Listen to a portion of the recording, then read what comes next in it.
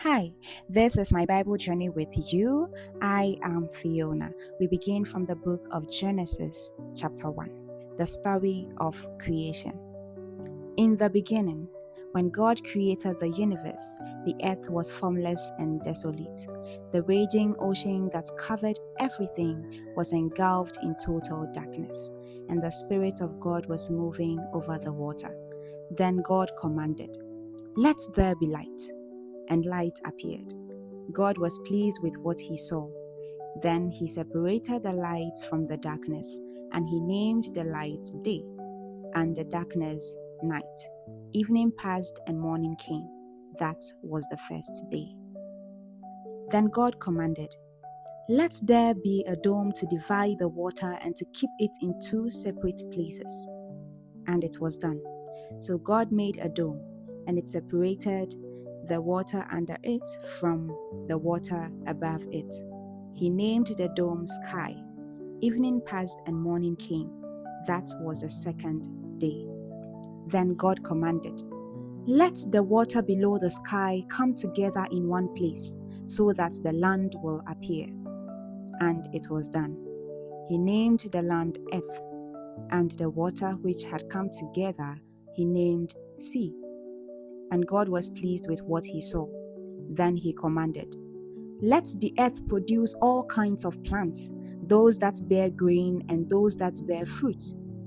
And it was done. So the earth produced all kinds of plants, and God was pleased with what he saw. Evening passed and morning came.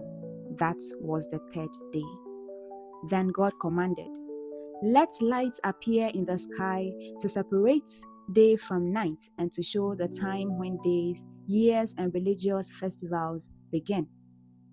They will shine in the sky to give light to the earth." And it was done. So God made the two larger lights, the sun to rule over the day and the moon to rule over the night. He also made the stars. He placed the lights in the sky to shine on the earth, to rule over the day and the night, and to separate light from darkness. And God was pleased with what he saw. Evening passed and morning came. That was the fourth day. Then God commanded, "Let the water be filled with many kinds of living beings, and let the air be filled with birds."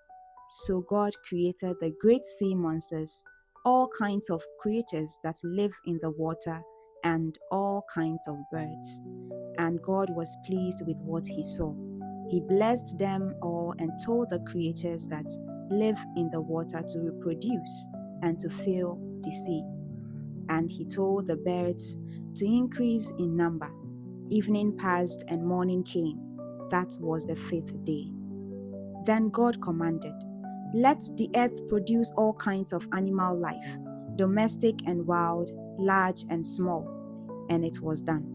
So God made them all, and he was pleased with what he saw. Then God said, "And now we will make human beings. They will be like us and resemble us. They will have power over the fish, the birds, and all animals, domestic and wild, large and small." So God created human beings, making them to be like himself. He created them male and female, blessed them, and said, "Have many children, so that your descendants will live all over the earth and bring it under their control. I am putting you in charge of the fish, the birds, and all the wild animals. I have provided all kinds of grain and all kinds of fruits for you to eat. But for all the wild animals and for all the birds, I have provided grass and leafy plants for food." And it was done. God looked at everything he had made, and he was very pleased. Evening passed and morning came. That was the sixth day. And so the whole universe was completed. By the seventh day, God finished what he had been doing and stopped working. He blessed the seventh day and set it apart as a special day, because by that day he had completed his creation and stopped working. And that is how the universe was created. The Garden of Eden. When the Lord God made the universe, there were no plants on the earth and no seeds had sprouted. because he had not sent any rain, and there was no one to cultivate the land. But water would come up from beneath the surface and water the ground. Then the Lord God took some soil from the ground and formed a man out of it. He breathed life-giving breath into his nostrils, and the man began to live. Then the Lord God planted a garden in Eden, in the east, and there he put the man he had formed. He made all kinds of beautiful trees grow there and produce good fruit. In the middle of the garden stood the tree that gives life and the tree that gives knowledge of what is good and what is bad. A stream flowed in Eden and watered the garden.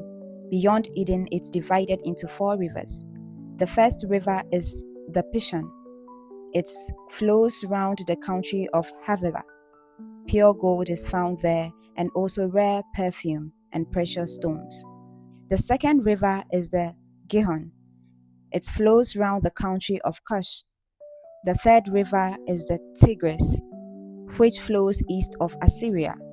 And the fourth river is the Euphrates. Then the Lord God placed the man in the garden of Eden to cultivate it and guard it. He said to him, "You may eat the fruit of any tree in this garden, except the tree that gives knowledge of what is good and what is bad. You must not eat the fruit of that tree. If you do, you will die the same day." Then the Lord God said, "It is not good for the man to live alone. I will make a suitable companion to help him." I smell love. So he took some soil from the ground and formed all the animals and all the birds. Then he brought them to the man to see what he would name them. And that is how they all got their names. So the man named all the birds and all the animals, but not one of them was a suitable companion to help him. Then the Lord God made the man fall into a deep sleep. And while he was sleeping, he took out one of the man's ribs and closed up the flesh. He formed a woman out of the rib and brought her to him. Then the man said, "At last, here is one of my own kind, bone taken from my bone and flesh from my flesh." Woman is her name because she was taken out of man. That is why a man leaves his father and mother and is united with his wife, and they become one. The man and the woman were both naked, but they were not embarrassed.